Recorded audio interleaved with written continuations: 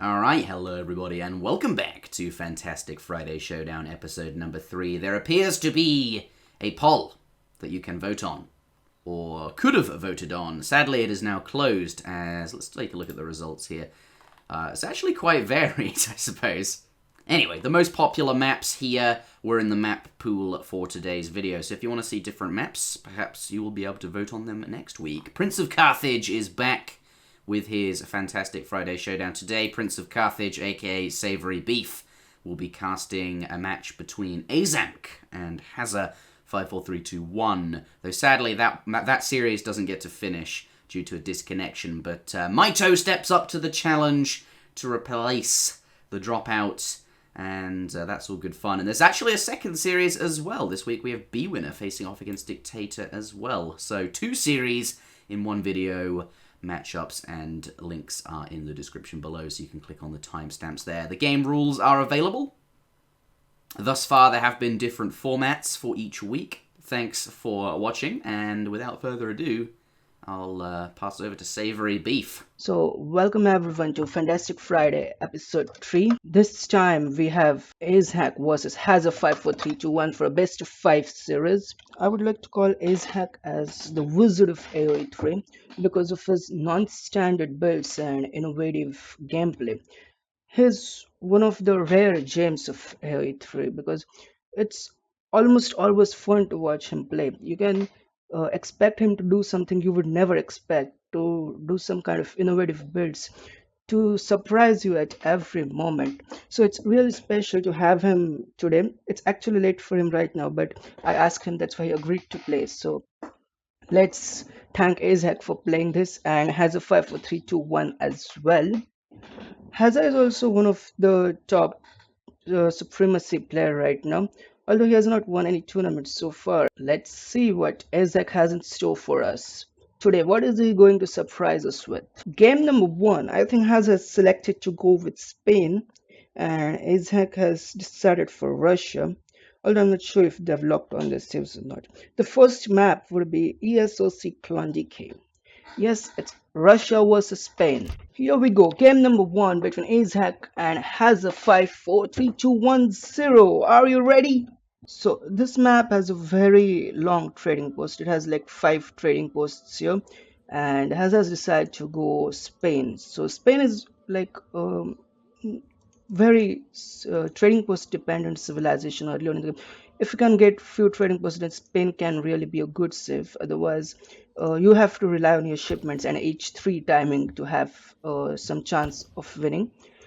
This map also has some Nutka settlements here, and Aizamk likes to play native units here on this map because of the Nutkas, because they're very good actually. They have good siege, and Spain doesn't make early units, so if he can make few Nutkas and take down his early tower and deny the push, because this is a long map, so Spain has to walk from all the way to attack Aizamk. So if he can take down the forward tower of Spain, then he will delay the H3 timing by a lot for Hazza, and that will put Aizamk in a very good position here. So let's look at the start here. 200 wood start, but Ace has just collected 100 wood, and he has left 100 crate to get not to gather here. So he's not going for a trading post start, because I don't think you can go for a trading post start on 200 wood as well.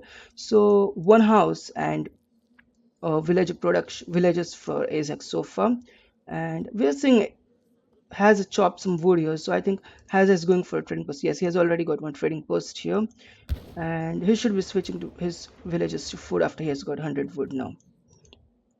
So let's look at a treasure right now. 40 XP, 40 food, and 40 wood for Ace. Well, 30 coin and 40 food for Hazza. So few small treasures here, but small things make the difference in the end.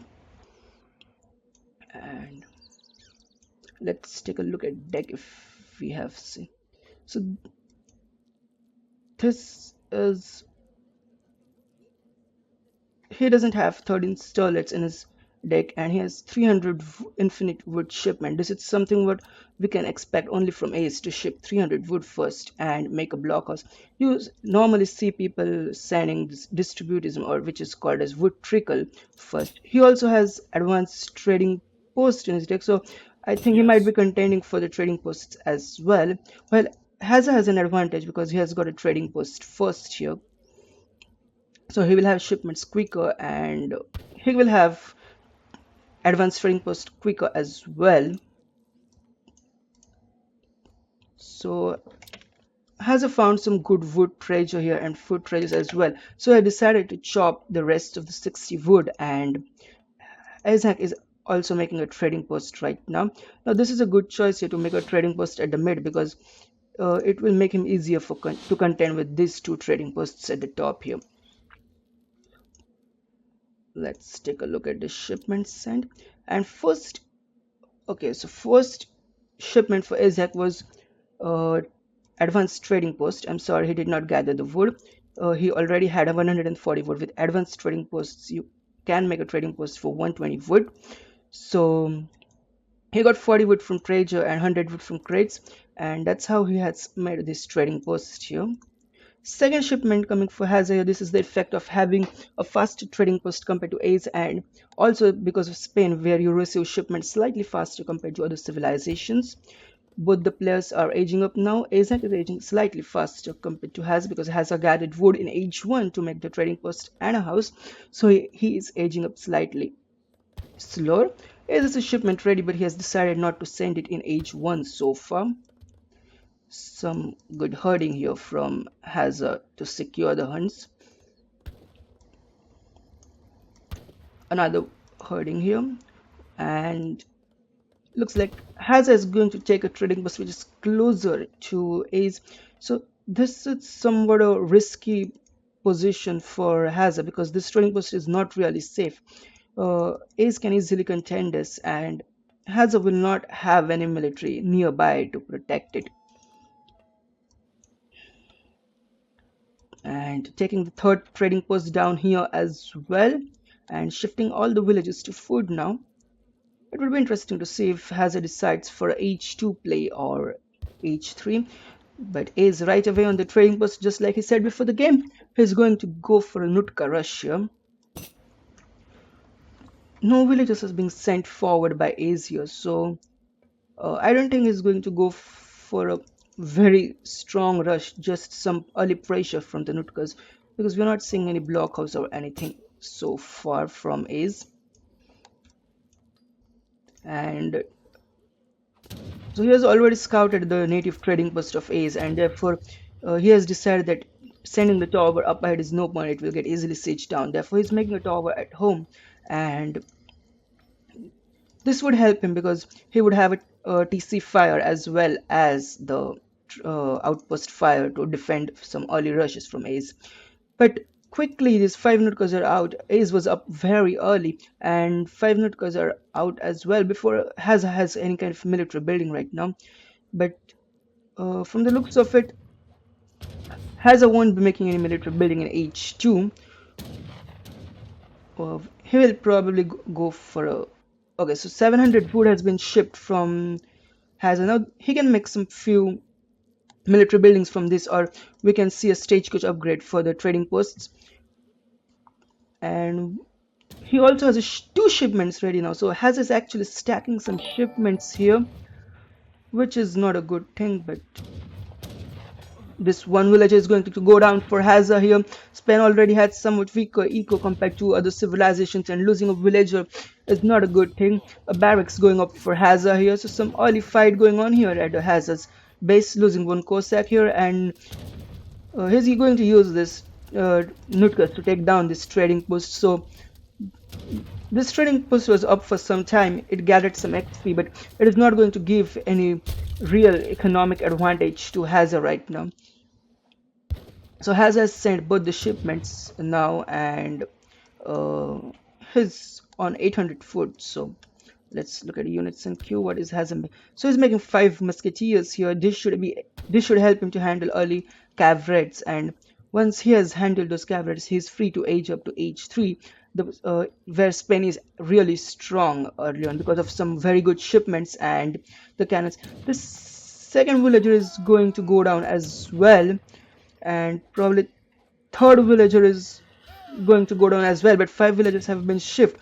So it's effectively 2 villagers being shifted because of 3 villagers going down the moment 5 villagers came in. So 5 musketeers are out now, and this will help Hazza stabilize a bit and protect himself against the raids. But this trading post is going to go down as well, and looks like Ace is going to take the trading post. So Ace has sent 700 coin, and he has already around 1200 food. So we can expect Ace to age up anytime now. So as we can see, this native rush is so good that you don't have to make any military buildings if done correctly, and then you're free to age up. So that's what exactly Ace is doing here.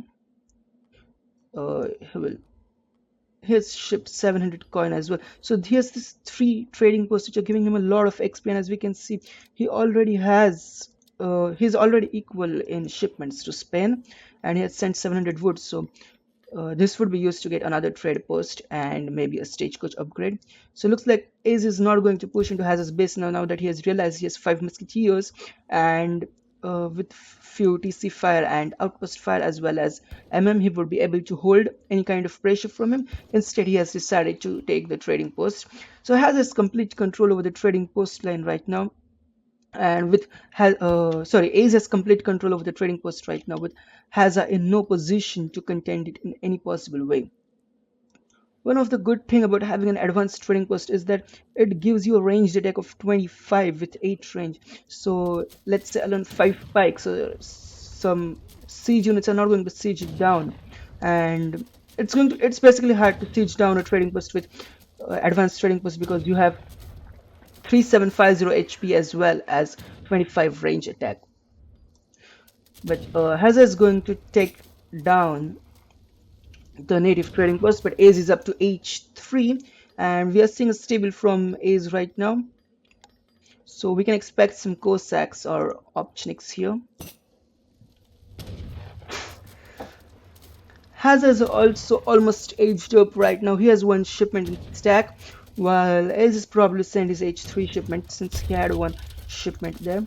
So all the trading posts are down for Hazza right now, and there is a very short specific period of time where Hazza will have some kind of military advantage over Ace because of some very good shipments for Spain, like 5 lancers, 4 lancers, hussars, and we have 9 rods as well.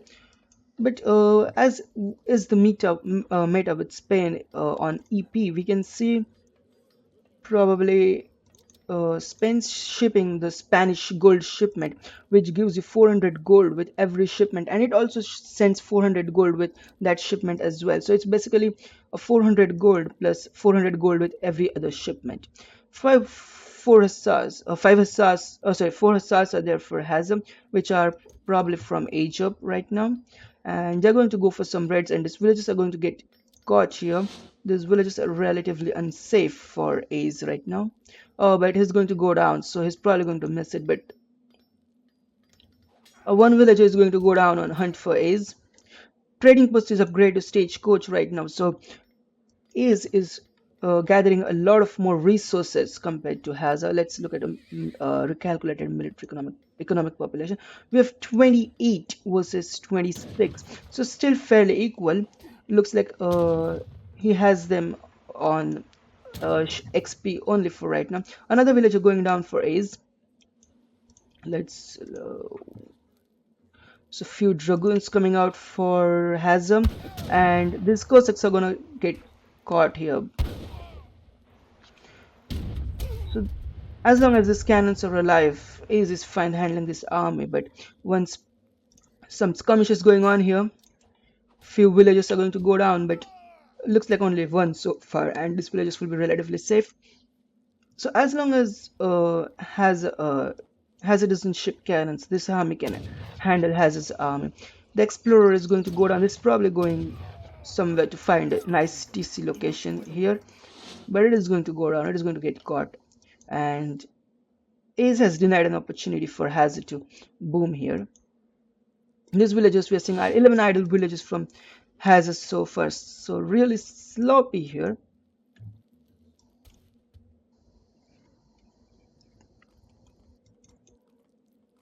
And hunting dogs. So let's take a look at ship text completed. So Hazza's completed steel traps and placed some mines, while Ace has only hunting dogs so far. Maybe another villager is going to go down here. No, they're safe. So these 5 Hazzas are somewhat of a threat that they can raid Ace villagers somewhere. But other than that, Ace basically has this entire side to himself and is free to gather resources as he wants. So it looks like Hazza has ransomed his explorer and built it's time to build town center here. 9 manchus coming in here for Ace, while we both will get a shipment right now. So once Hazza ships like 5 lancers or 5 hussars, I'm thinking he'll send 5 lancers first. We can expect him to push, but since Ace has 9 manchus, those lancers are not going to be very effective, because these manchus are very effective against hand cavalry. And 2 opera coming in here for red, but there are 4 hussars, so Hazza should be fine here. But one villager it was on low HP, it might have gone down, but Ace has decided not to risk it, and these 2 operas have got caught, so they're going to die, while some skirmish is going on here. Some cannon micro from both the players here, and Ace getting a good cannon shot on Hazza's cannons, but both the cannons are alive so far. Hazza definitely has a military advantage here, even though Ace has manchus. He has skirmishes which counter this type of unit, and 1 cannon going down for Ace. This is probably coming from 3D micro, as we know that Hazza plays 3D somewhat, while Ace doesn't play 3D, so we can expect Hazza to have somewhat better cannon micro than Ace here. But these cannons are going to go down as well from a cav or flank, but still Hazza has a military advantage here. Cannons for both the players are down now.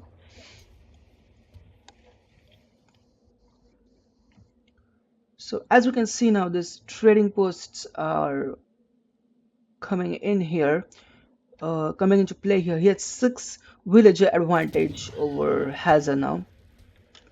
And second town center is out for Aizamk as well. This 4 hussars going in for another red, and have spotted the second stable here. No blockhouse so far from Ace, so looks like a complete cavalry play from Hazza so far. While we are seeing skirmishes from Hazza here, which counter the units Ace has made so far.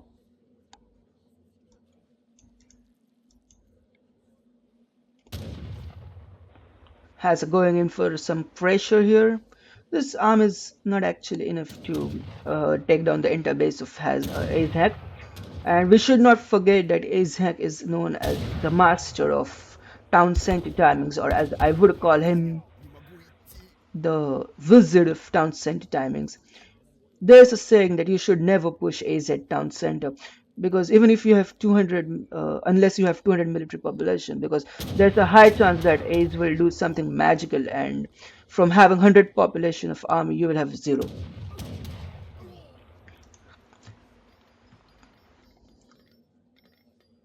So Hazza is somewhat ahead in score right now, even though AZ has 5 trading posts here.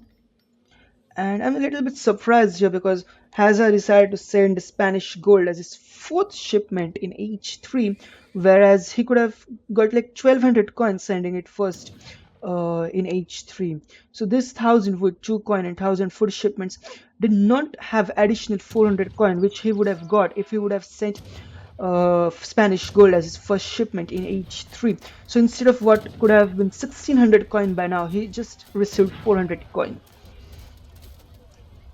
So that is a slight mistake in my opinion. And since he did not send in the military shipment earlier in H3, he sent 1,000 wood first, so he probably could have sent Spanish gold first as well. So this town center might go down right now, and it doesn't have a shipment to send. Boers coming in for Ace, which increases the damage for Cossacks and Sterlets. And MM are out here, so it looks like Ace is going to take this fight here. We have some around 30 Cossacks here, and not in the fancy cavalry for Hazza. Whatever few musketeers are, they would be sniped by the MM and Dragoon. Cossacks are enough to kill them. So Ace has managed to clear this here, and Hazza playing smartly here. He knows that he cannot outrun the cavalry with infantry, so letting infantry do whatever damage it can while saving as many dragoons as possible here. So this fight has tipped the balance in Aizamk's favor now, and Aizamk is somewhat ahead in score right now, and the Cossacks are going to go in for a raid. And he has a lot of military population here, but he has a few pikes sitting down, but these pikes are not going to be enough, and Hazza can lose many villages here, but dragoons coming in, still a few villages are going to go down, and it's a nice split from Ace here. Few Cossacks taking down the villages here. So let's take a look at units lost here so far. And Hazza has lost 10 villages so far, which is huge. It is also the H1 village, H2 villages he lost to raids. But some nice micro from Aizamk here, and he's losing like 5 villages here. So 14 villages have been lost by Hazza so far, and only 6 villages for Aizamk so far. So this is some huge economic advantage for Aizamk now. He has 59 villages compared to 44 for has a few Hussars coming in here for Hazza, and he expects to raid, but Aizamk has relatively almost like 60 to 70% of the map here, and his villages are going to get caught here as well. We have few Sterlets here, but Hussars and Dragoons chasing the Cossacks, so those villages are safe for now. And Ace has killed another 7 villages here, so 21 villages total down for Hazza. Hazza has no army here to defend his economy, and has deleted all the villages he has so far. So maybe we can see delete resign coming in right now. And simply there is too much military population from Aizamk here, and all these villages are going to go down. He has deleted all his army, he's deleting all his villages. Hazza has resigned. Game number 1 goes to Aizamk. GG, well played. Well, if both the players, so I'll just say well played. So, sorry. Game number 1 goes to Aizamk. Some interesting fights here. Maybe saying that Aizamk was going full cavalry, already scouting both the stables here, but not the block. I mean, he was not having block houses that time. So, despite that, he decided to make skirmishes, which maybe there were too many skirmishes. He could have probably have 10 more dragoons instead of 10 more skirmishes. So in that case, he might would have been fine and would have been able to save his villages, but not having dragoons or hussars. So that was the point where Hazza lost the entire map, and he lost the resources to gather anything basically, and that so he couldn't make any more army right now, and Ace just took the game.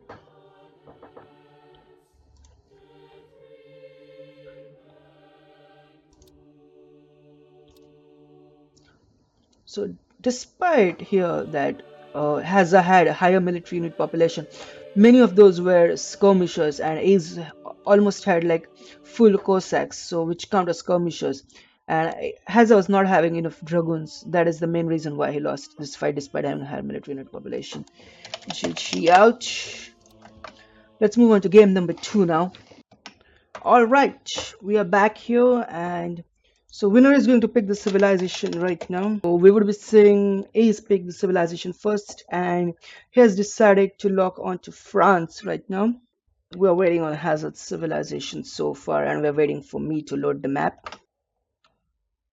So it looks like Hazza has decided to go Otto here, but I don't know if Otto has been buffed or nerfed somewhat. There is little debate about that because we have Abyssinian stats somewhat nerfed down because they have a less rate of fire, so basically they do less damage per second, or they do less damage over a longer period of time. They also have church, which gives XP right now. There are some buffs, or there are some nerfs, while France remains unchanged. And we're into game number 2 right now. Aizamk versus Hazza54321. Are you ready? Game number 1 was taken by Aizamk in Russia versus Spain. This is game number 2 now between Aizamk versus Hazza54321. Aizamk has decided to play France, and Hazza54321 has decided to play Ottomans. So just for the ease of or convenience from right now, I'm going to call Hazza54321 as Hazza and Aizamk as Ace, or maybe Visit. I don't know. So we have seen Mitoe doing some interesting builds with France on this map, starting with Dock during transition and going for a water boom. I'm not sure what kind of innovative play we are going to see from Ace so far. So instantly taking a treasure here, retasking his villages individually on each crate so as to not have any extra gather time spent on gathering crates than needed. But Hazza not doing something similar here. He probably overgathered and wasted a few villages seconds, gathering from one crate with all 6 villages. Shipments signed. So both the players gathering food and sending them to gather on food and sleep. Now this is somewhat interesting actually from Hazza, because Otto is a civilization which is quite dependent on, I would say, trading posts. I mean, they're really strong. It's not that they're bad without trading posts, but they're really strong with trading posts. And this map does not have any trading posts, so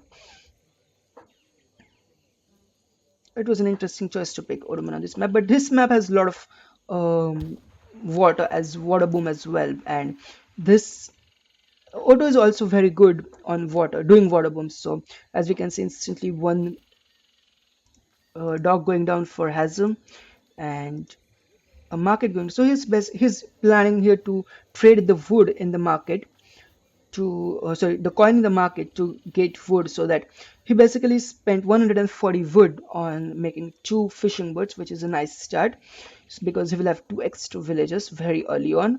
And now he's going to trade the coin in the market to have 100 wood, which he will use to make a house. You also start with the saloon on this map, and we do not have any interesting outlaws or mercenaries in this game. So let's look at them. So what happened here? Okay, so we have a market and a house from Ace for start, and Ace gathering some cows. Let's take a look at the treasures. So Hazza's got some good treasure here: 90 food, 40 wood, and 35 wood. Aizamk also getting 90 wood and 35 wood. So very good wood treasures for both the players here, and looks like Aizamk is going to gather wood and make a dock in each one itself. But doing so, he is probably going to age quite late. He's probably scouted this dock from Hazza, and he knows that Hazza is making fishing boats in each one. So okay, both the players are actually aging up right now. They're half the way. Sorry, I missed it. So yes, Ace is gathering the wood here right now to make a dock. We have already seen one dock from Hazza and few fishing boats. Let's have a look at the decks now. So this is somewhat of a water boom we can expect from Hazza, since he has fish market in deck, and standard deck when you're going to play water, having the 2 water cards. And the only thing we're missing from the deck here is the schooners, because fishing boats are already cheaper. They are on like 70 wood on ES or C patch, and sending schooners only makes them 20 wood cheaper, so it is not really worth. And since water maps are quite nerfed, you do not have too many fishes or too many wells, this map is an exception, I would agree. So it's not really worth sending schooners on the ESO patch. While on the repatch, it was a huge difference because from 100 wood, it used to be 40 wood. Both the players are up to age 2 now. They have sent they're aged of 400 wood so far. 3 villages for shipment for Hazza and 3 CDBs for Ace. The CDBs are somewhat stronger, somewhat better than the normal villages. So 3 CDBs is somewhat a better shipment compared to 3 villages because you get like 3.75 villages with CDBs. Ace has decided to play mercenaries here and 2 pirates coming out for Aizamk. And Ace has sent caravels here, so these are going to wreck the water economy of Hazza. All the fishing boats going down, and this starting fishing boat is going to go down as well. 2 galleys have been shipped by Hazza as well, and 1 galley has been made. So Hazza had some advantage on water here right now, and looks like Hazza would be able to secure his water. A couple of shipping boats here for Aizamk so far. A small skirmish going down here. There's pirates attacking the villages. 1 villager going down. Let's look at 1 villager going down for Hazza so far, and 3 fishing boats and the starting boat. So basically, he has lost 4 villages so far. Although 1 fishing boat is not equal to 1 villager.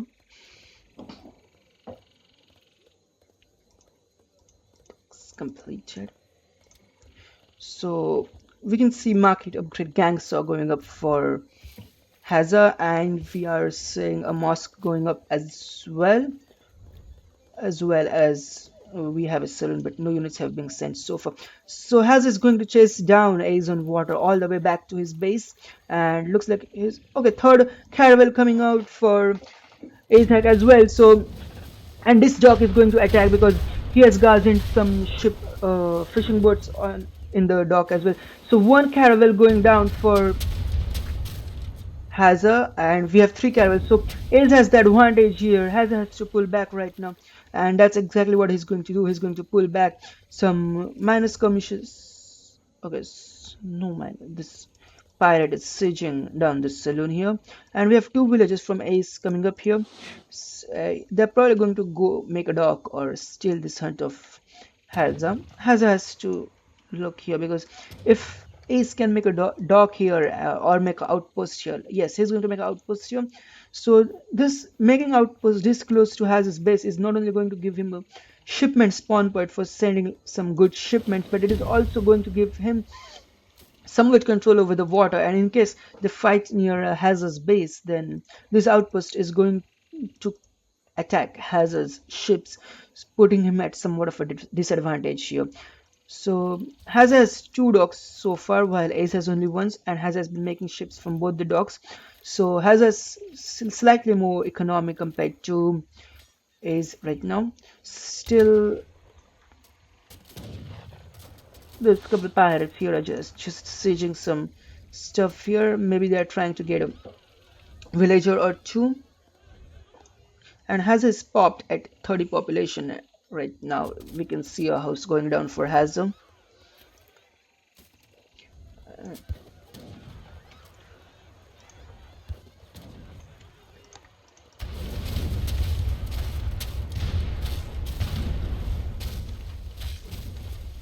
So Hazza has been trying to take this dock down here, but his caravels are denying him to do so.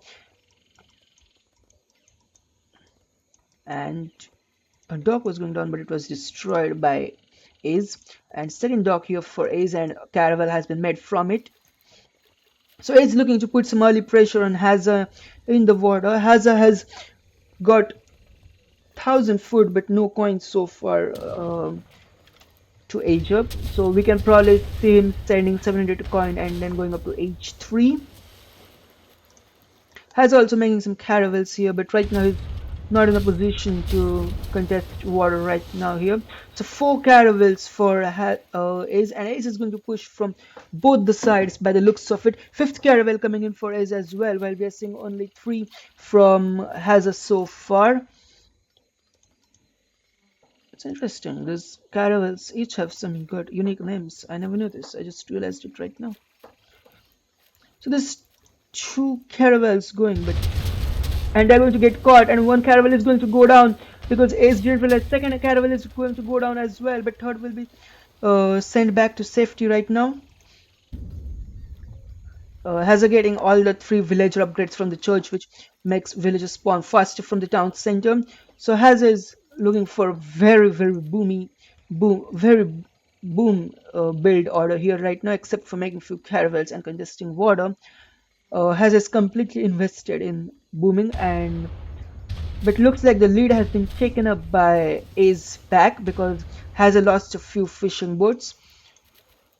And we have got hunting dogs for Ace as well as CDBs are stronger. So each time when you make one CDB, you are actually making 1.25 villages from. And as we can see, Ace has 40 villages compared to 32 for Hazza right now. 4 caravels coming in.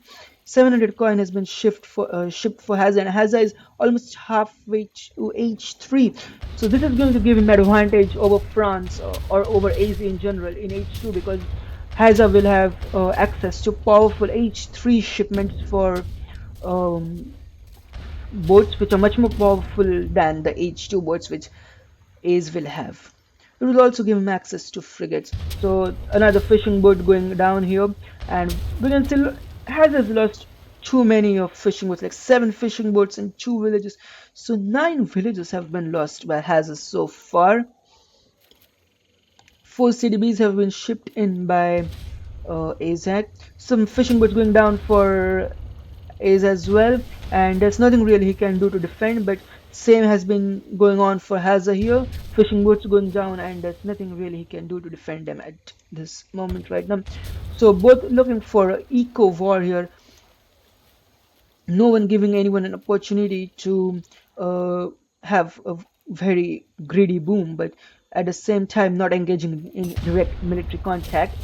So Aizamk has also aged up behind Hazza to H3, and he will also have access to some powerful H3 fishing shipments, but we are seeing a ship church card here, so it's interesting why you would say. So we are seeing some kind of innovative play from Aizamk here, shipping church, maybe sending grenadiers from them, as we know. It has a take upgrade, which is let's just send grenadiers. So a couple of barracks here being made by Hazza, and has looking to go Janissary rush, not rush exactly, but to make some Janissaries and put pressure on Ace Eco. So this is exactly why we were saying this outpost, so that we could see a few grenadiers coming in, and this is where Hazza has already called game. So that's game number 2 here, which is going to go to Ace. Hazza tried contending here in water somewhat, but the wizard was simply too much for our challenger, and wizard will survive game number 2 as well from our challenger. Ace taking game number 2, 2-0 in favor of Ace so far. France versus Ottoman on Indonesia being taken by Ace.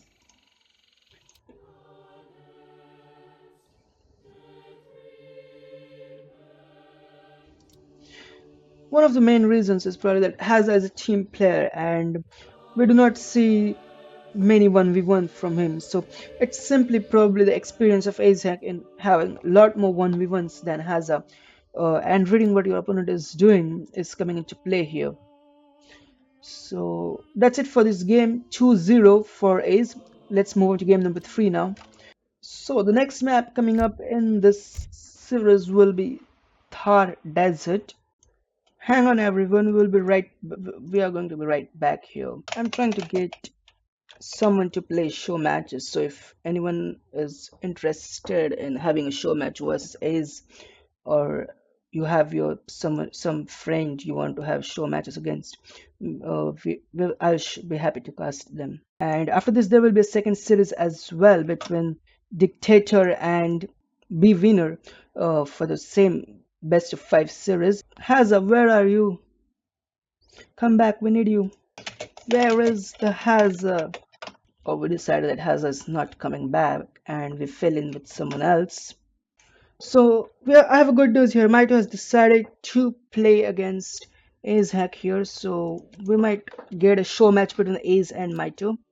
Let's see.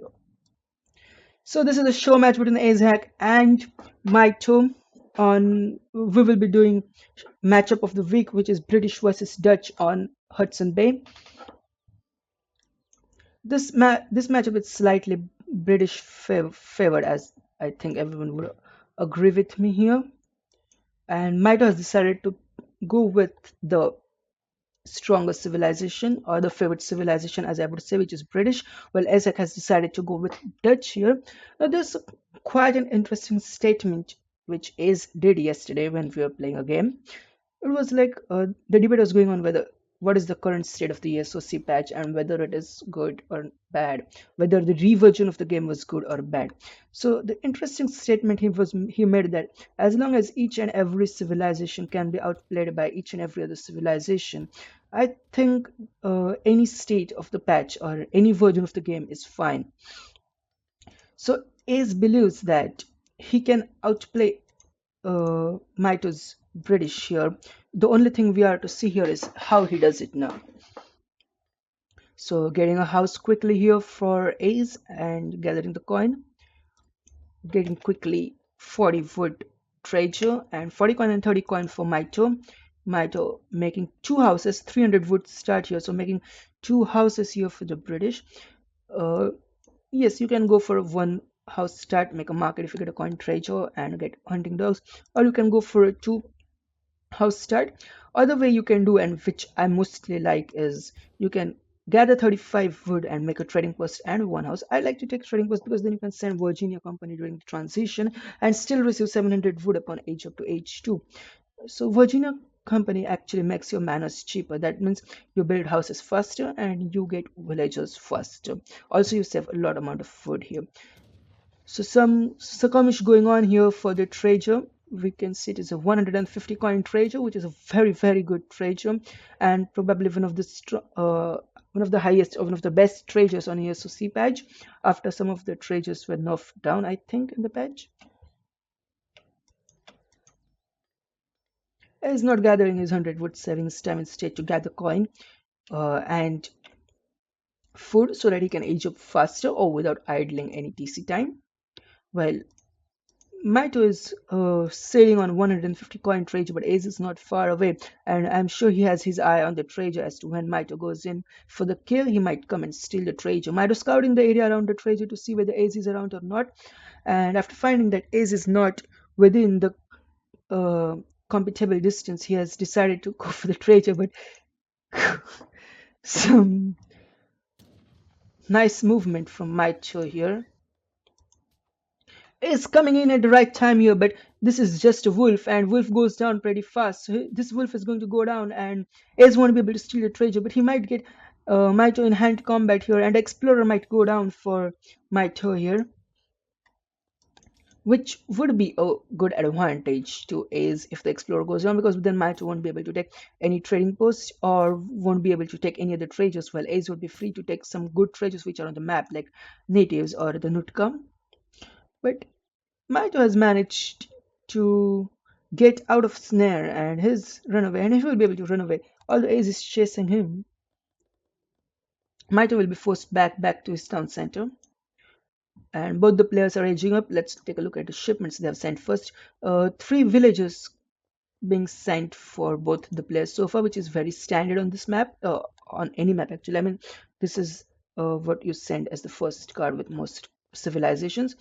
700 food, so this is an interesting shipment, but I guess it is fine to have 700 food in 1v1 map when you're getting pressured, and especially when you're versus Ace, because you never know when he can get native post, or he can ship 8 pikes and be at your TC at 6 minutes, and then you have no hunts to gather.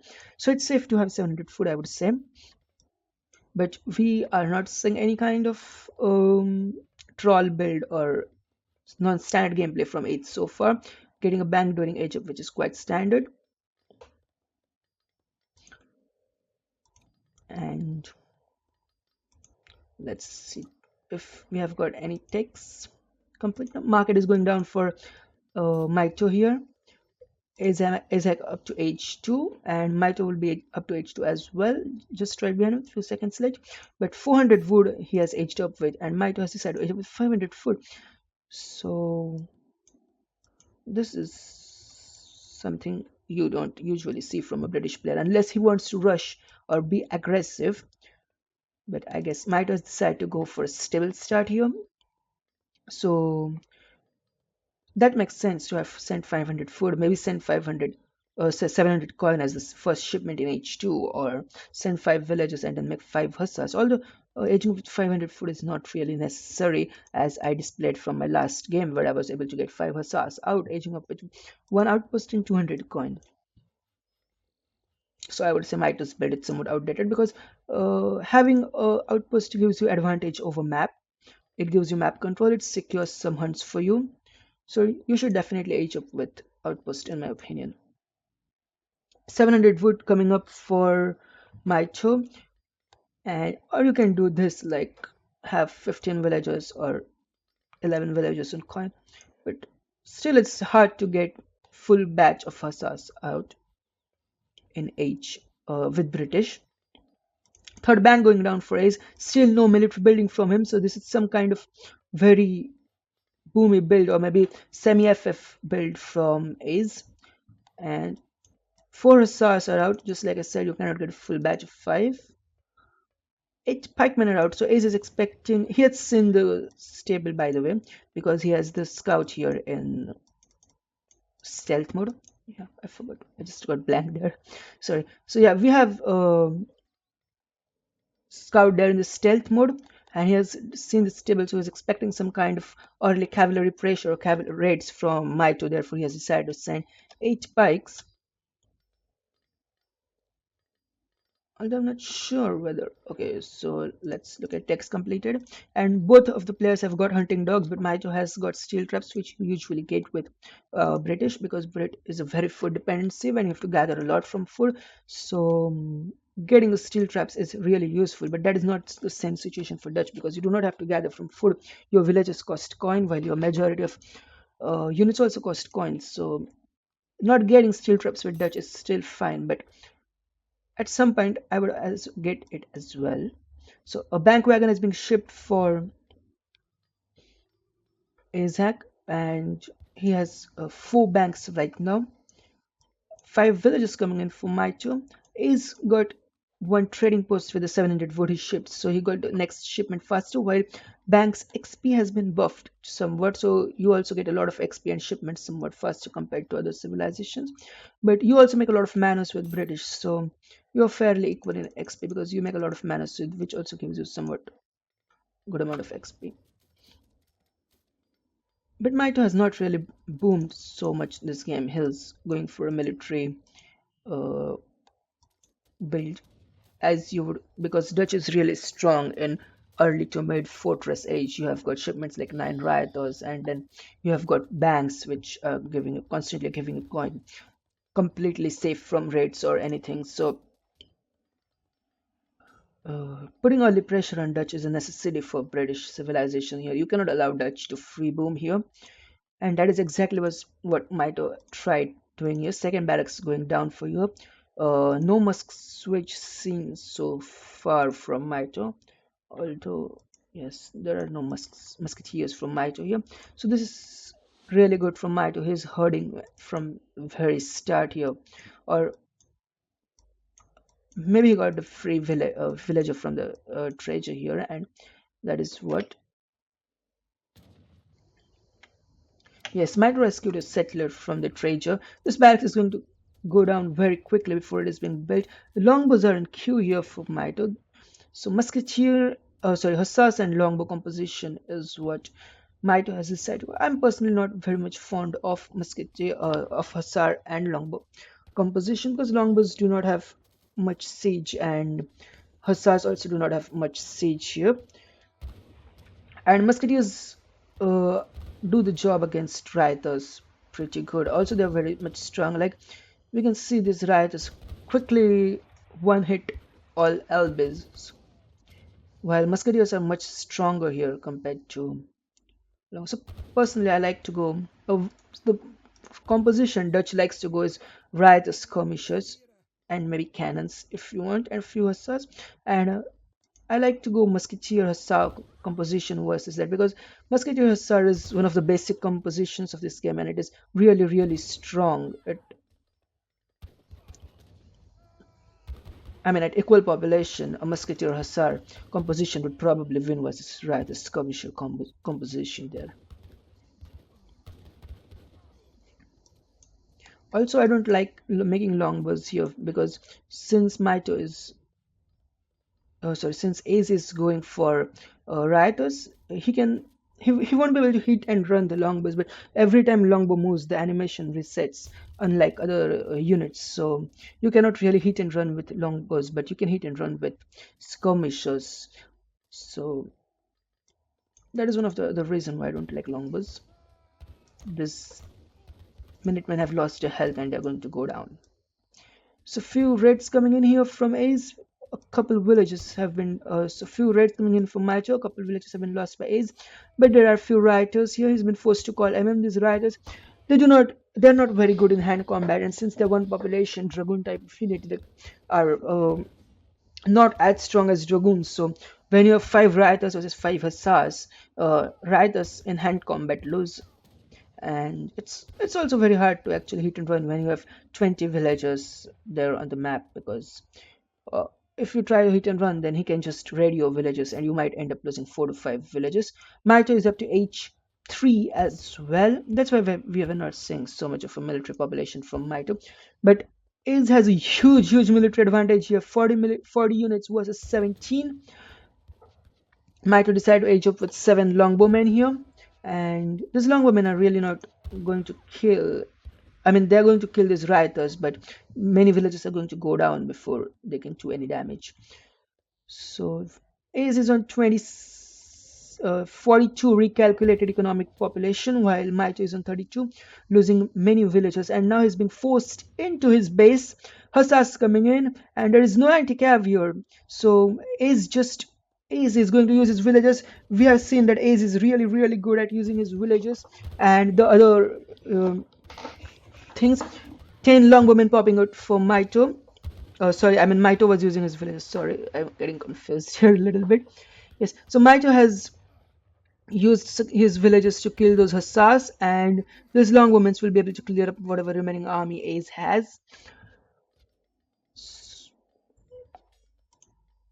But now Mitoe has been forced into his town center, and he has no resources nearby. Ace is constantly on his hunts, and few skirmishes coming in for Ace, and we can see another batch of hussars coming in as well. They have just popped out. Here they are, 5 hussars, and we have few skirmishes here. There are few rioters. Also, these longbowmen are not veteran, while these units of Ace are veteran. So although it is like 35 versus 30 military population, Ace has H3 units, and he basically has the counter units of what Mitoe is making. So this is a huge advantage for Ace here, and if he decides to push in right now,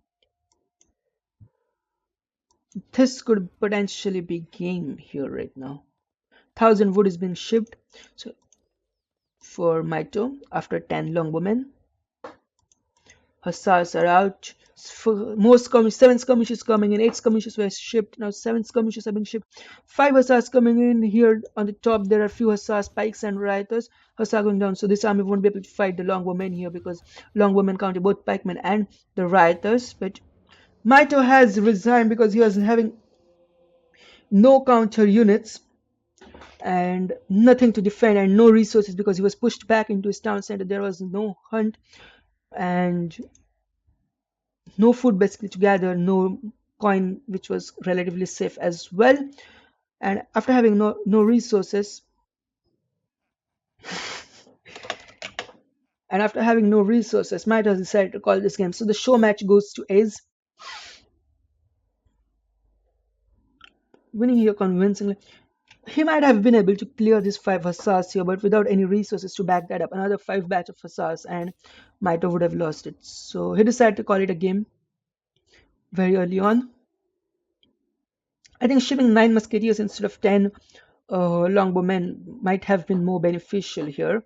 Not so many skirmishes from Ace, so they might have helped being the anti-cav here that Mitoe really needed and defend from this Hazzas. And then he might have been in a better position. He might have been able to push out, maybe secure a hunt too, and make the units needed to stretch the game longer or maybe potentially win it.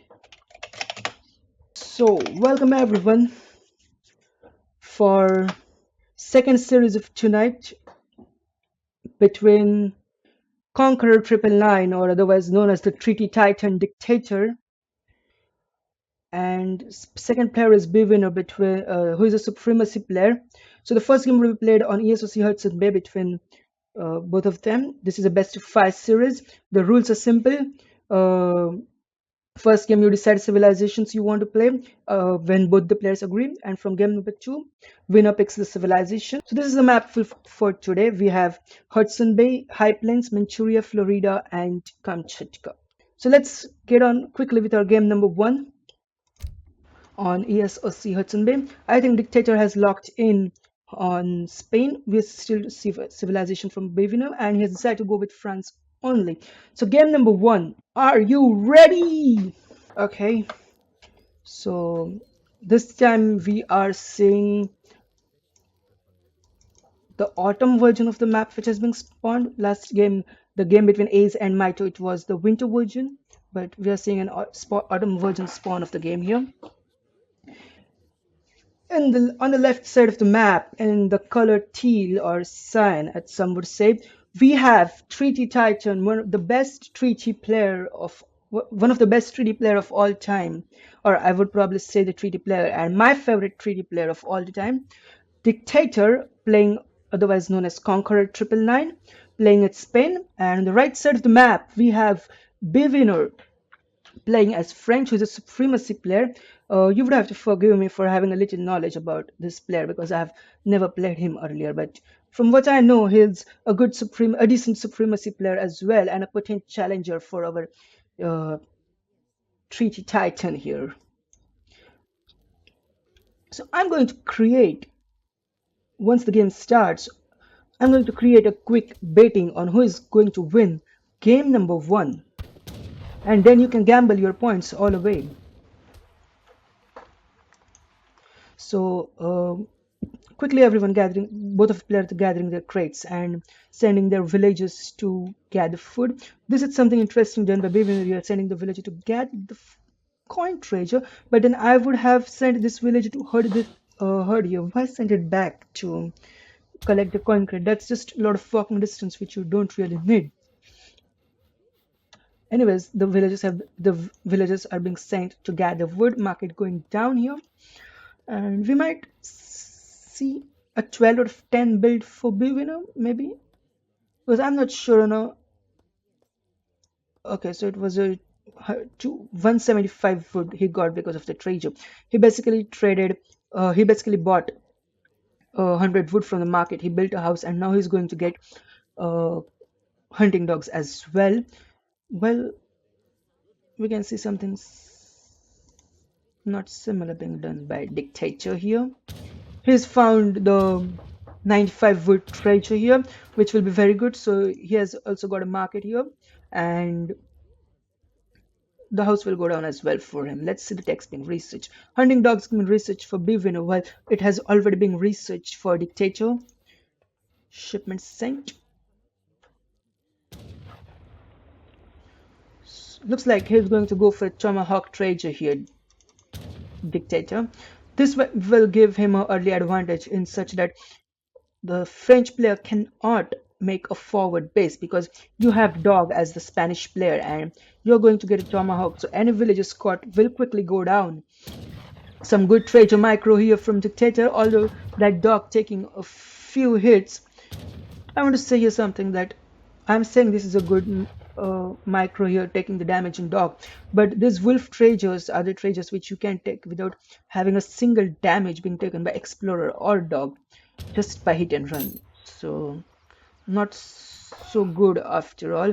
Bwiner has found 160 XP, so his first shipment is going to come very fast, but not as fast as Spain. Maybe its second shipment will come fast because Spain receives some shipment somewhat XP somewhat faster compared to other players. So Conqueror 999 first shipment came slightly faster compared to Bwiner here. 3 villager and 3 CDBs are being sent, gathering some ships around here, the French player. And another tomahawk trader for a dictator here, so he has got a very good H1 army, and which he can use to pressurize the French player and deny him making a forward base, or maybe even deny him from herding its second herd, which is very close by, but he's not decided from start. So maybe he can deny him that as well. But we have one safe hunt for French player at the back there, so shouldn't be a much issue at the start as well. And this hunt has been herded back to the safety. Well, we're not seeing any herding from dictator here so far. He's going to send a villager here to herd this villager now. Both have sent all their villagers to gather wood, maybe take a trading post here. And oh, that explorer was in a very low HP here, and this tomahawk is going to kill that explorer. A trading post has been denied to the French player, so this 200 wood is not going to do anything here so far, and he's not going to get a full refund as well once the trading post goes down. But I'm not sure because this is half built, so once he adjusts up whether this will become active, I mean whether the explorer will be revived or not, I'm not sure. But a trading post going down here for dictator, and nothing to challenge dictator's explorer so far from the French player. Let's have a look at the Spanish take here. We have a pretty standard Spanish deck here for the ESOC patch, which is we have a special cardio Spanish gold, which is somewhat different from the re-version of the game. Here you get 400 gold with every shipment you send, as well as 400 gold when you send that shipment. So basically every H3 shipment gives you 400 coins. So when you have like 4 or 5 shipments, you have received 2000 coin for free, which is a very, very huge advantage. And that is what is the common meta right now, sending Spanish gold as the first shipment in H3. So Nadu Scout coming in here to revive the Explorer. Explorer has been revived and will be used to take down the trading post, but again it is on very low HP, so the Explorer is going to go down, but it will definitely quicken building the trading post. And this villager has been caught, and it was a good choice to send the villager back, because if it got caught with because if it got caught with this tomahawk, then that CDB would have gone down. So this is a huge advantage for dictator here, denying denying the trading post to Bwiner here.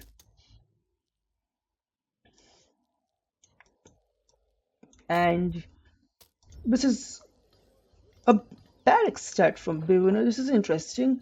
I would have expected him to go for a stable, and probably that's what I would have done as well. Go for a stable start, H up, and then go Skirmisher Dragoon along with the cannons. So 700 wood and 5 settlers coming in for dictator. We are seeing a stable start. So dictator has decided probably to play H2 here, not going the standard H3 Spanish meter here. Barracks going down, stable is already down. Let's look at the units in queue here. We have Hussar in queue for dictator, while we have Musketeer in queue for Bwiner, but we have already seen one batch of Hussars is already out, and the kit has one shipment, 700 coin coming down, 3 villagers, 4 CDBs, and 700 coin for the French player. This is again somewhat different. You would expect third shipment at 700 wood, but he has decided to send 700 coin. He's already on 1000 food, so he would be edging up. He should be up to H3 right now, pretty quickly. So not enough musketeers here to take the fight. You have 2 tomahawk, you have explorer, and you have 5 hussars, which will clear up this army. They should have cleared up this army without losing a single hussar, maybe with some little bit of micro from dictator. So dictator has got a good amount of map right now because of this trading post here, while So far, Bwiner has been confined to his base. But the main difference here is that Bwiner is going to age up to h3, and while Dictator will be looking for some kind of h2 play here. 700 coin has been shipped for Dictator as well, so maybe he's also trying to age up right now because we are seeing Musk. So maybe get a Musketeer batch out and then age up. But the thing is that French player is going to be up to h3 very fast because they have the option of fast age up, while Spain doesn't have. So even after hitting the age up button, Dictator will take 1 minute and 50 seconds to age up. So that is what is going to be the timing window for the French player here if he wants to push out. While French is generally uh, stronger than the Spanish player late game as well, but there is some time period where Spain is somewhat stronger because of the good shipments they get, like 5 lancers, 9 rods. Then you have skirmishers, and because of the Spanish gold, you get 400-point treasure as well. So there is some time frame where Spain is really strong in h3. And before Dictator hits that time frame, it is imperative that Bwiner takes advantage of his fast age up to h3, makes some units and push here. Maybe take this outpost down so that Dictator's push is delayed once he's up to h3. So 5 dragoons coming in for as the first shipment, while 4 villagers are being shipped now for Dictator. So this is some kind of very semi-FF boom as well, with some military and some very good economy there. Dictator is popped right now at 60 population. He has somewhat of an economic advantage with 33 villages to 31, while we have equal military in terms, but we have the military from Bwiner which count as Dictator's military. So I would say Bwiner has the military advantage here right now. So Dictator getting Great Coat, which increases the villagers' HP to prevent any villagers from being raided, or to just give them somewhat of extra. There are too many Hazzas here and not enough dragoons. These dragoons are going to go down, but he has some kind of anti-cavalry in the form of musketeers. And they have been brought in, but 4 Hussar age up from Dictator. So this has been very well timed by Dictator. 3 Hussars from the back, this 4 Hussars, and we have 4 Dragoons, but just not enough anti-cavalry for Bwiner here. Dictator is going to push in now, and Bwiner is going to lose all his skirmishes here right now. Things looking really good for Dictator right now. You also have a couple of dogs here, which are basically like 1 pop of Hussar, because they have hand resist of 10%, 22, hand attack, and 191 HP, which are really good stats for only 75 foot. These 3 musketeers are ideal here, but it doesn't really matter. This entire army of Bwiner is going to go down now, and Bwiner doesn't have any stay point or mine for now. And we can see these Hussars raiding these villages maybe here, but he has 5 dragoons out now, so these Hussars are not of so much use. He's going to pull this dog's back as well.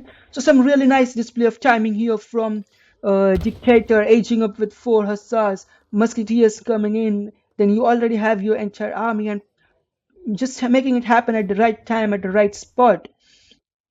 So managing to kill all the skirmishers so far of the winner here. A batch of skirmishers for Dictator.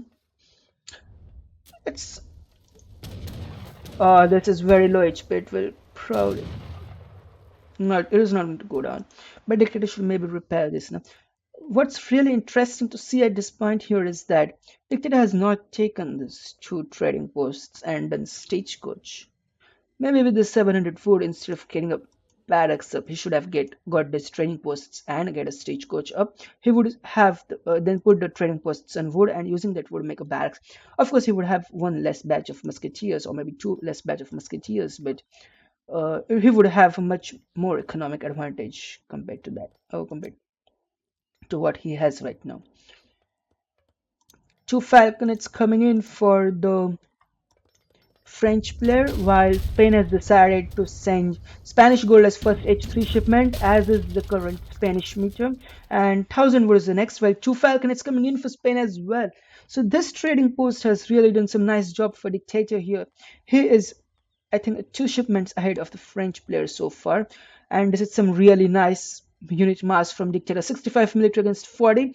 You would actually expect that a French player has higher military mass compared to the Spanish player, but you have to remember here that French player lost the first fight, and this is the reason why we are seeing a military mass from Spain and not from the French player.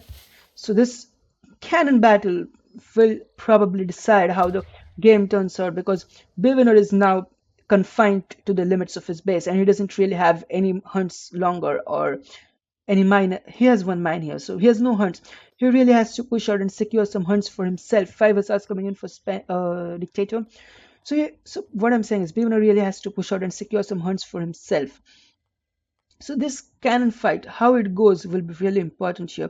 On one hand, we have Dictator, who is a treaty titan, who is the best, who has best artillery control, probably in all the Age of Empires 3 players. And on the other hand, we have Bwiner here, who is not so apt in artillery control here, but still a fairly good fight here for Bwiner. I would say he managed to kill both the falconets of Dictator, while his 1 falconet is still alive, but there is just too much Spanish mass here and Bwiner cannot handle this. This is game Dictator takes game number 1. This is 1-0 for Dictator.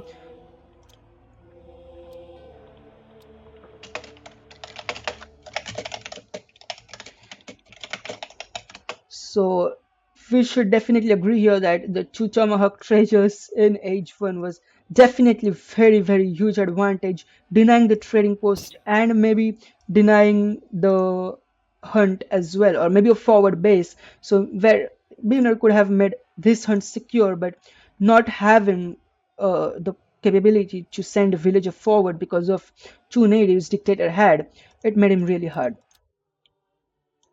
As usual, I'm gathering least amount of resources, where Dictator gathers most amount of resources. Some good fights here taken by the Dictator.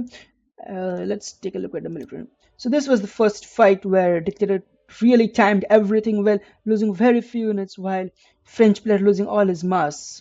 In the end, Spain ended up with better mass and just winning the game in the end. So 1-0 for Dictator. Let's head on to our game number 2. So welcome back and hello everyone. We are moving on to the game number 2 here between Dictator and Bwiner in Best of 5 series for the Fantastic Friday Showdown episode 3, series number 2 of the day. Game 1 has been won by Dictator, Spain versus France. Now we are going on to game number 2, ESOC High Plains between Portuguese and Spain. Game number 2, top of the map, we have Bwiner in color red playing at Spanish civilization, while at the bottom of the map we have Dictator playing Portuguese civilization. So this is again one of, not like the last map where you had only 3 trading posts. This map has 5 trading posts and both the civilizations can contest for trading posts with advanced trading posts. So this is the map where we can expect a lot of fight for trading posts, and let's hope we do not have any native traders which deny each other the capability to build the trading posts altogether. I'm fairly certain there is nothing here, but let's just check the map here. We have 2 mines for Dictator, 3 hunts. Yes, the map looks fairly equal in my opinion. Both of them have good amount of. Yes, this is a good map. Nothing unfair here. So both have equal hunts and both have equal mines. So we won't need rehost. Loading is taking a slight delay because of the recording of the games.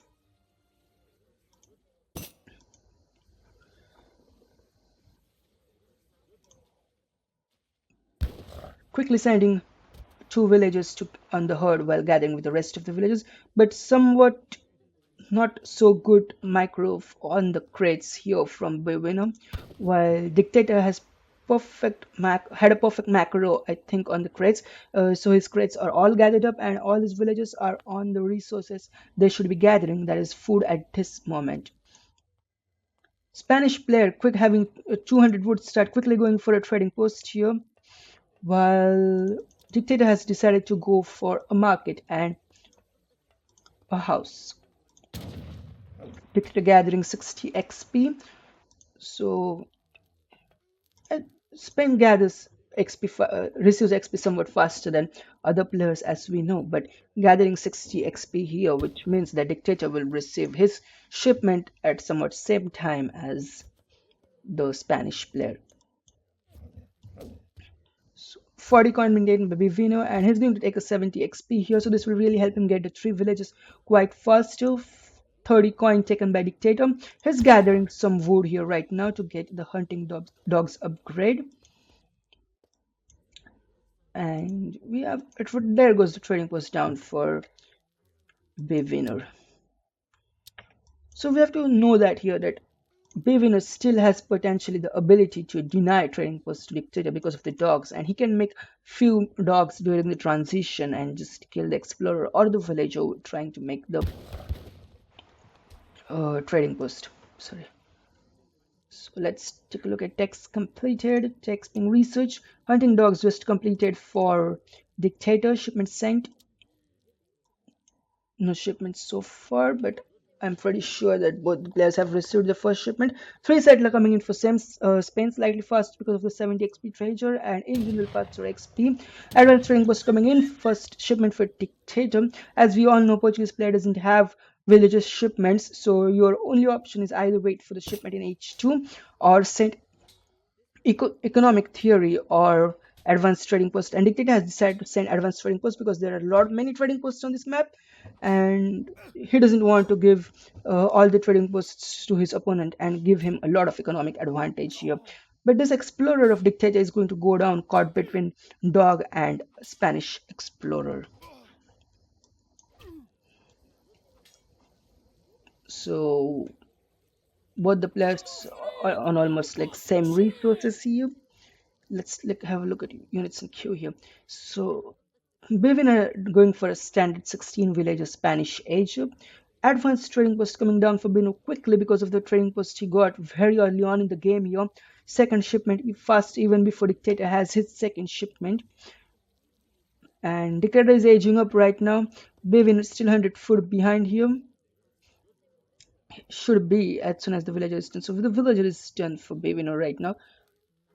And he would be aging up pretty soon himself as well. He's aging up right now. So Dictator has moved all his villages to wood now and living just one on food.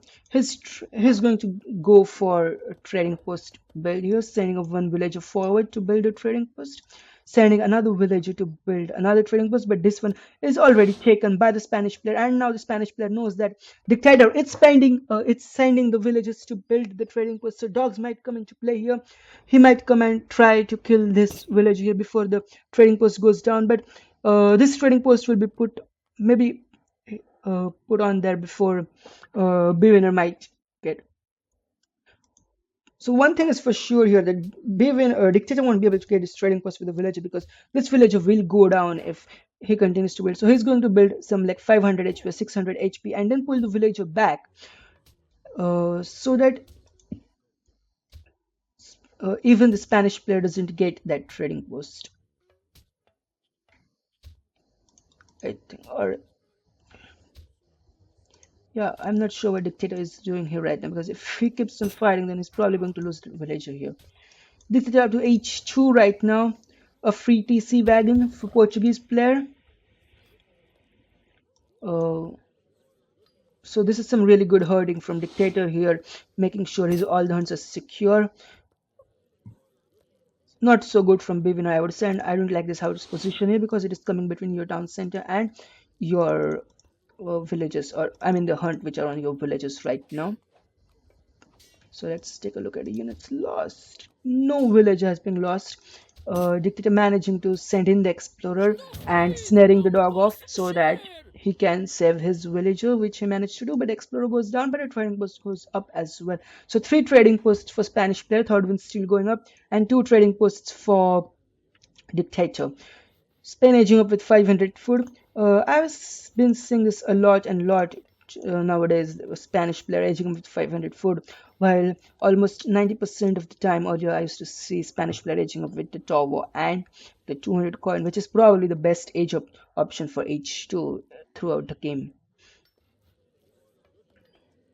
700 wood coming in, and 700 coin is being shipped for Dictator here. So it doesn't necessarily mean that Dictator wants to age up. We have to know that Portuguese player doesn't have the villager shipments, and it can be difficult to get the eco going up before the second town center kicks in. So sending a 700 coin shipment and gathering everything, gathering all the villagers from food is a good choice, or one of the options for the Portuguese player here.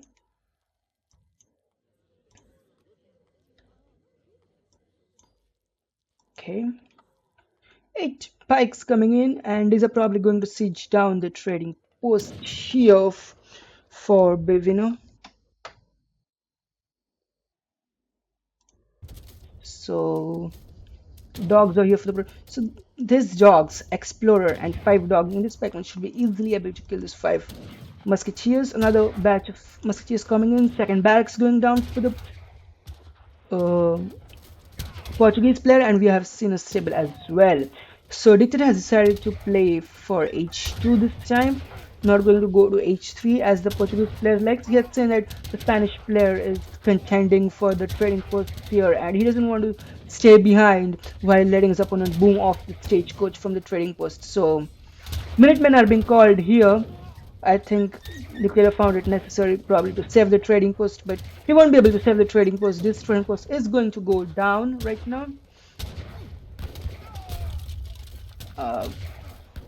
But in the process, Spanish player losing all his army and some slight mismicro from the villagers here. Dictator will get the trading post quickly back up as well. So still 3 trading posts for Spanish player, 5 villages coming in. This trading post is not stagecoach, that means it is still gathering XP. So we have a lot of XP coming in for the Spanish player, and we can see a lot of shipments popping up. He already has 1 shipment which is not signed yet. Let's take a look at the Spanish deck. A very standard Spanish deck, except for the 1000 food in H3 and 600 coin in H2, which you usually don't see. Let's take a look at Dictator's deck again. This is the very standard Portuguese deck. Yes, you keep 700 food and 1000 food with the Portuguese deck in 1v1 because Portuguese player don't receive the villager shipments which can instantly gather from the herds. So you need somewhat of a crate boom here for the Portuguese player. What I don't see is the 2 organ guns here which are missing. Bwiner decided to go for a wall here. This is interesting. He's probably expecting Dictator to push after losing the fight here. But instead, Dictator is not going to push. He's going to take down the trading post and going to take all the trading posts down maybe for himself. 1 villager going to go down for the Bwiner, maybe 2 villagers. The pikes are there, but they're not close enough. And 1 Hazza getting caught. It might... Yes, 1 Hazza... it did hit. 1 Hazza going to go down for the Portuguese player here. Third trading post coming up for Dictator. And here's some very good military mass here. 30 units now compared to only 4 musketeers which the Spanish player has. But Spanish player is aging up while Dictator is nowhere close to aging up right now. So once the Spanish player hits H3, he will have access to some very good shipments like 9 rods, 12 pikes, 5 lancers, and most importantly, 2 falconets. Dictator doesn't have a cannon shipment. He doesn't have 2 organs in his deck, so he's going to find a very hard time dealing with the cannon from the Spanish player. 600 coin coming in for Dictator. So some very great heavy boom we are seeing from Dictator here. 700 coin, 700 wood, 700 wood, 600 wood, 600 coin. Although probably, in my opinion, I would say instead of having the sustainable agriculture card or even 600 coin card, I would probably have spice theory or spice trade, whatever it is called, which basically gives you a 25% boost to hunting. Because sending 600 coin is actually 600 coin itself is a worse shipment in H2 because all the H2 shipments are supposed to be are worth 700 resources. So sending a 600 coin shipment is like sending 100 resources less, and it is a one-time boost. While Spice Theory is a very long-term boost, and it is a very huge boost because it gives you 25% increase to the gather rate from the hunts. So in my opinion, sending Spice Theory would probably be a better choice compared to the 600 coin we have seen.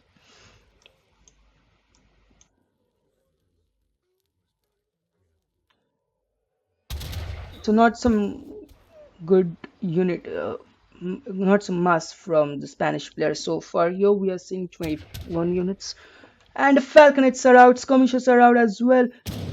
And he has enough anti-cavalry here to protect. He just doesn't have to waste those anti-cavalry to the skirmishers. He's getting some nice shots on the skirmishers.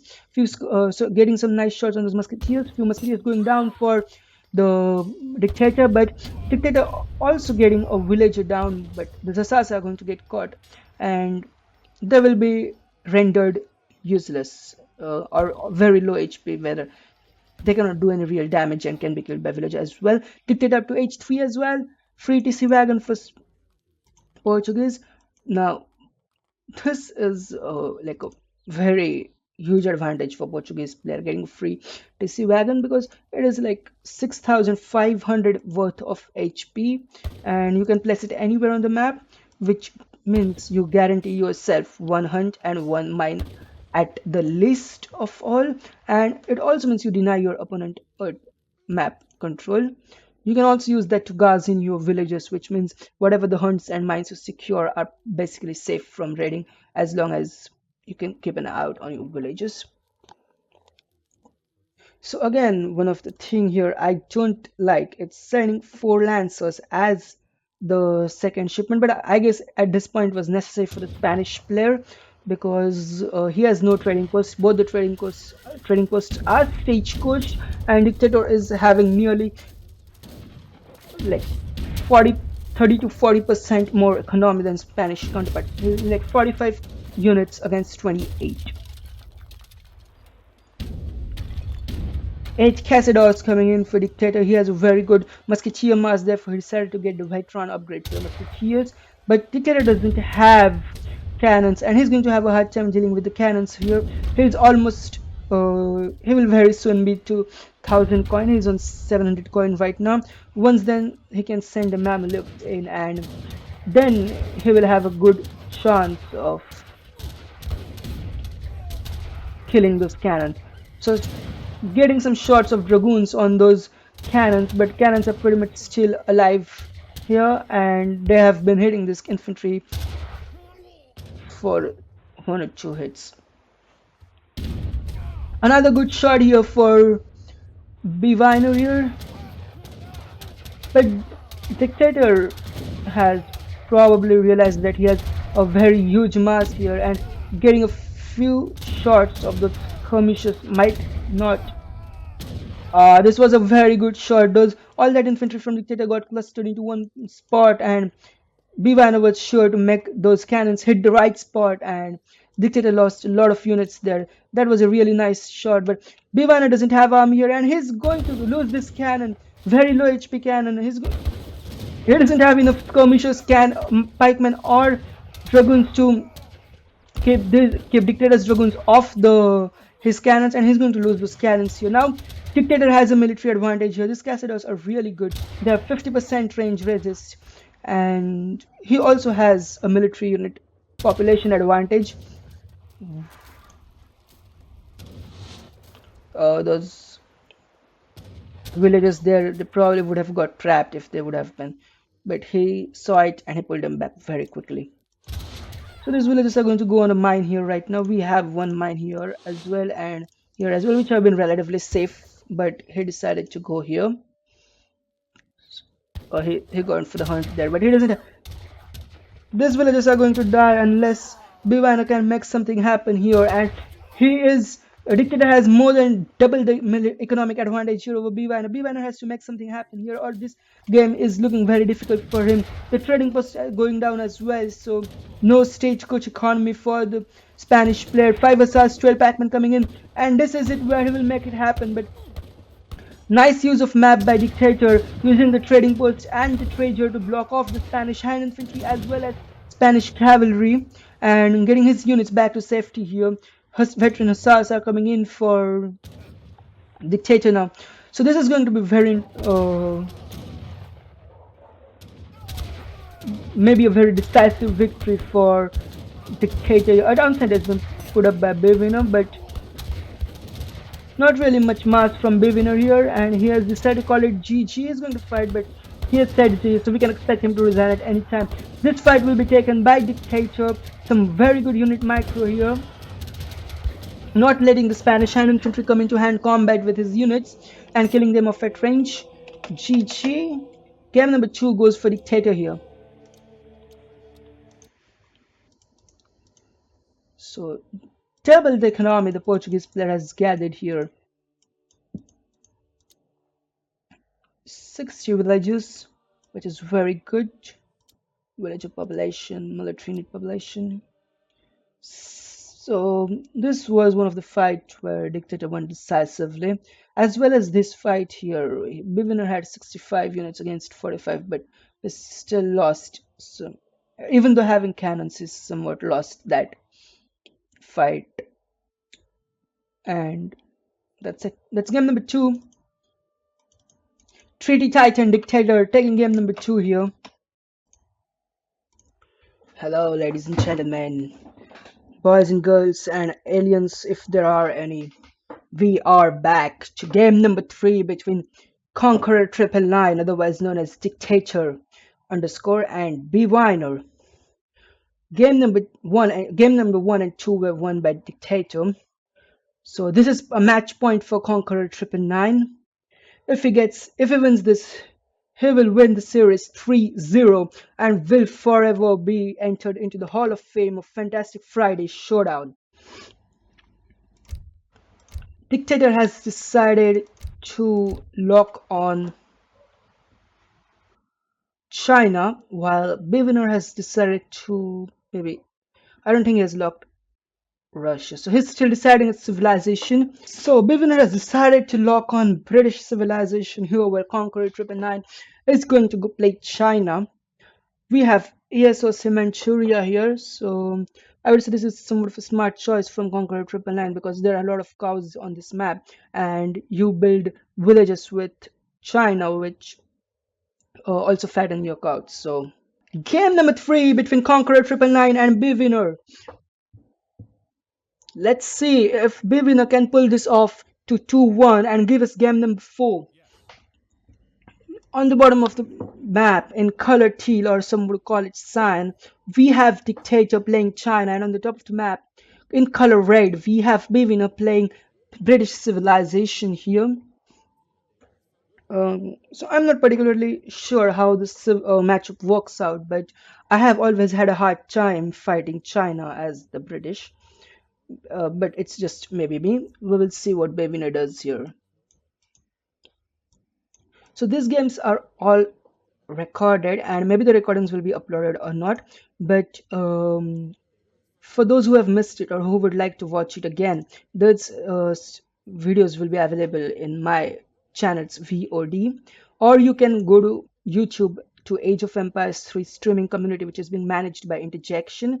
He makes sure he uploads the videos there, so you can watch there as well. If the game starts, I'm going to have quick link posted, which is a fun video by Mac Jim or MC Jim as you would say. He also has a YouTube channel going on, and he has really some funny videos as well as some really cool matches between top level players. So if you're interested in more Age of Empires 3 gameplay and content, you can check out his channel as well. So taking a 40-foot Trejo, Bwiner, while Dictator has decided to scout the map quickly, getting a trading post. He is also getting some cows for himself, while no cows for Bwiner so far. These cows are maybe not a game-changing thing, but they are really good when you don't have hunts nearby or you are in quick need of food. They can be really helpful for you. He's going to gather from three village. He's gathering wood from three villages in order to make uh, a village so that he can make more villages and doesn't get housed. He also found 85 wood, so this is another good treasure for Dictator. So in general, a really good start. He has also scouted another 85 wood or 90 wood treasure. So this is a really good start for Dictator in general, having a trading post and a lot of wood in good treasures. 65 coin been picked up by Bwiner.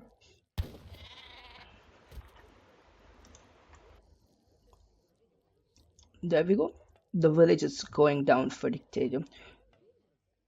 Let's take a look at the text component here. Shipment sent.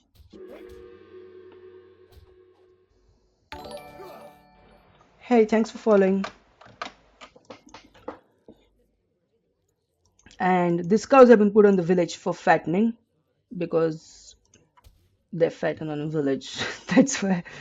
So another 50 wood being taken by Conqueror 999 here. He has already scouted another 90 wood treasure here. So very, I mean, a very good start for Dictator here, getting nearly 240 wood in treasures. 3 settlers coming in for Bwiner, while we have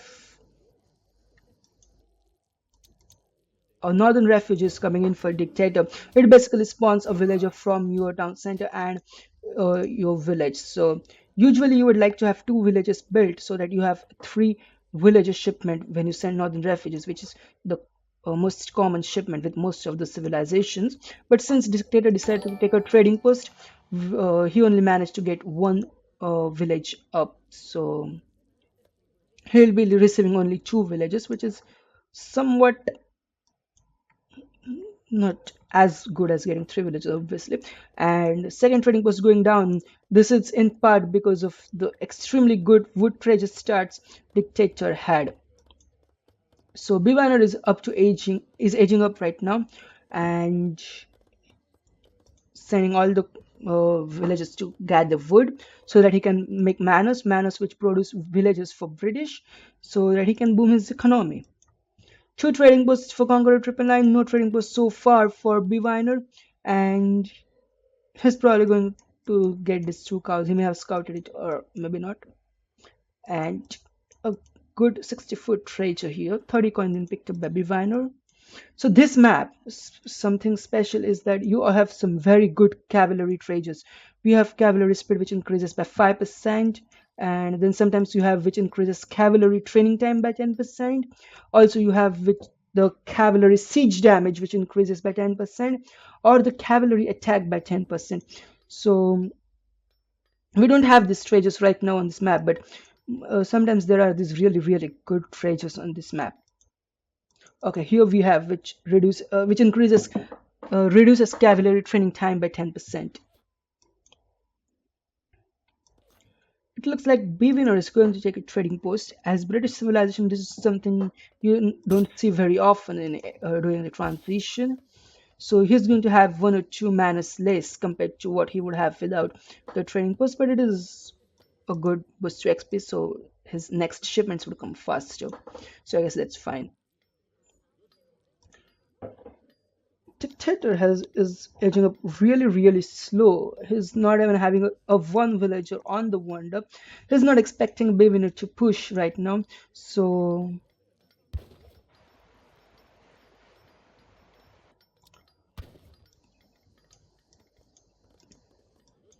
and Bwiner is up to H2 right now, but no military building from him so far. He's probably waiting on his first H2 shipment, and there is really no need for him to make a military building unless he's going to go for a rush uh, because Dictator is not even aged up right now. So Bwiner has decided to go for a boom start maybe here. Just managed to gather a single cow. Oh, he has made a dock here. So, and he's making a few fishing boats from the dock right now. So one of the important thing I would like to tell about docks in the ESOC patch is that fishing boats are now 30 wood cheaper. That is, they only cost 74, while the schooner shipment now only reduces the cost by 20 wood. So it is not really worth sending schooners on ESOC patch. Instead, you can just make fishing boats. So this was done in part so that each and every civilization has the ability to go to water.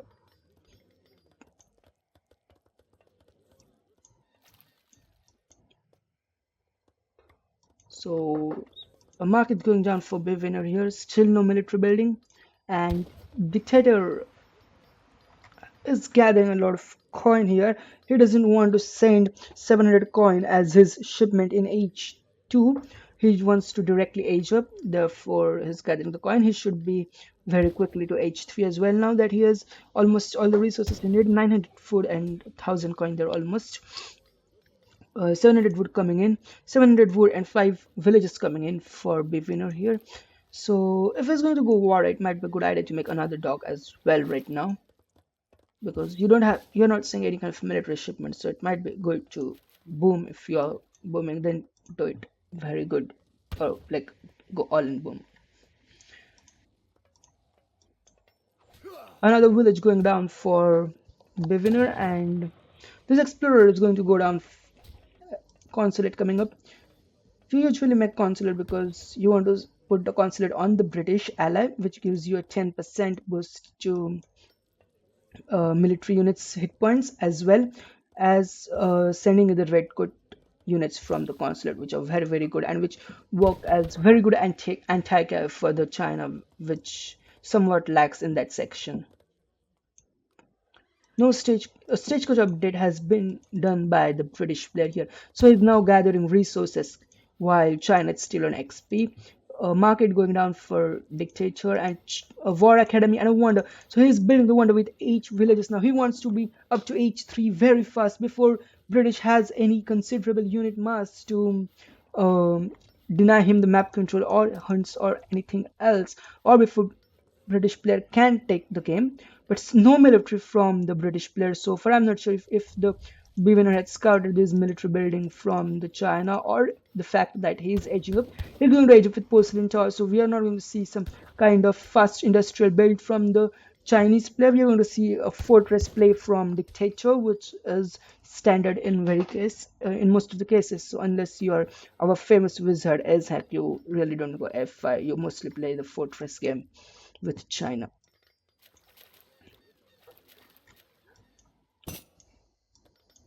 So Bwiner also has enough resources to almost age up right now, and he should start aging up right now, but he has to hold for 1 minute and 50 seconds, and in 40 seconds China will be having the first shipment ready. He already has those musketeers out, and China had some really good early timing in the fortress age when you ship units like 10 arc bruisers, and you have 11 swordsmen, 5 meteor hammers, then you have 9 Manchu cavalry archers.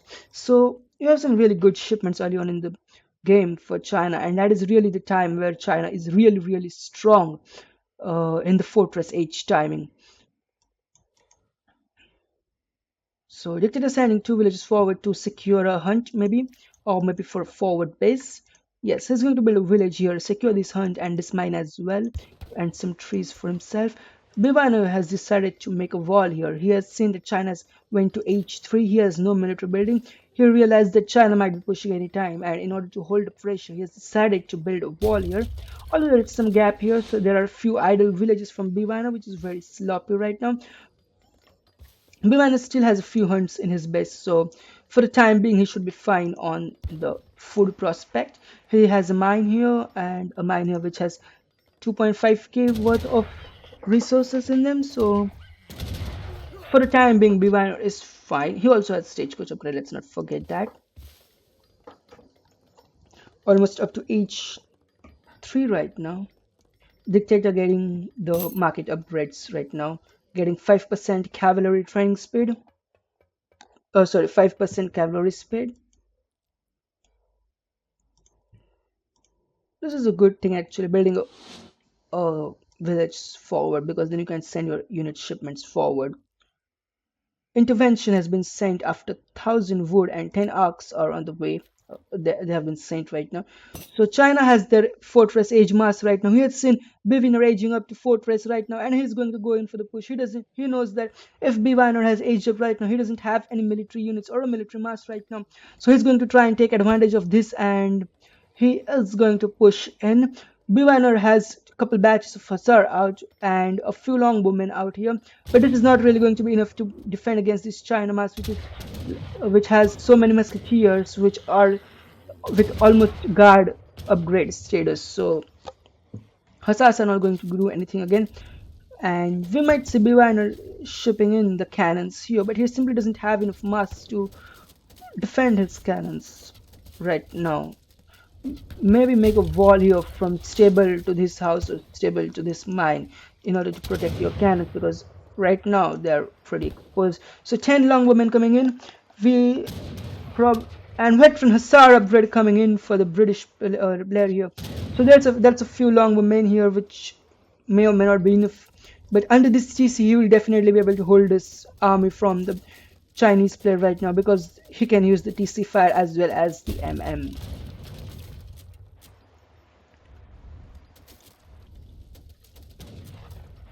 Let's take a look at units in queue.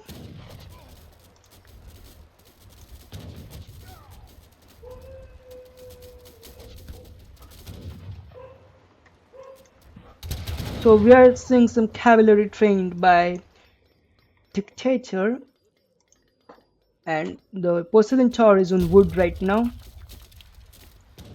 because wood is the the slowest gathered resource. So if you have a vendor or a factory or a trade post which gives you equal amount of resources regardless of what you gather, probably the best way is to gather the wood, because it is slowest gathered, so you can gather food from your villages which gather food faster, which it is basically being more efficient. So sensing that the British player might send the cannons, hand mortars have been shipped by the Chinese player here. But this China cavalry is very strong. You have some disciples being trained as well. A Minuteman being called into the fight, and one cannon going down for Dictator, but one cannon going down for Bwiner, but another cannon as well going down now. But it got few shots there. So Dictator just pushing through the British army here. British army really nothing to defend from the Chinese army here. He still has water economy, but really nothing in terms of military population right now, and things are looking very, very hard for Bwiner here. He has to make something happen right now if he wants to stay in the game. 64 military against Chile is a huge advantage for our Chinese player, or our, let's say, our 3D Titan. Musketeers are being shipped, 5 Hussars are being made, there's Art Foundry going down, so we might see some cannons or maybe grenadiers. So from the looks of it, we will be seeing some cannons, because Bwiner is trying to take these hand mortars so that his cannons would not be dead when he makes them. Some cavalry coming in for the Dictator. Now this town center is going to go down. Double fist armor has been shipped, which increases your meteor hammer and the iron flail hit points. And all these villages, they do not have any safe haven right now. The TC is down. They cannot go anywhere. You have a gate here, so these villages will have to cross the wall to be safe. But musketeers being brought in. Things are looking really, really difficult for our champ here.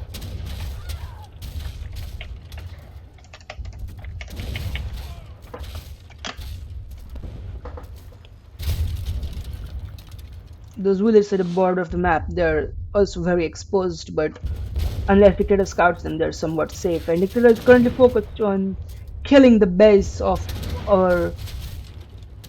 of the British player. This hand mode is attacking the artillery foundry, and the artillery foundry is probably going to go down here. This is not a really good choice, taking on the fight with the musketeers in play when you have Hazzas, because musketeers counter Hazzas and they nearly have guard status. So this Hazzas may be going to go for a raid here. We have few villages from Dictator, but they are in the safe haven because you have a village there, so really nothing to worry about for Dictator. Bwiner has lost his economic advantage now. From 65 villages, he's down to 46 villages, while Dictator is continuously leading the military advantage he has from 45 to 0. He is now on 88 to 25 in terms of military population. So this is some really some skirmish here going on, but the frigate has been shipped, and probably he intends to send his assassin the frigates or use the frigate as a floating cannon to force the Dictator to retreat here. And we have a caravel being shipped here, made as well. So no, Dictator is not on water play, but we are seeing some water engagements here.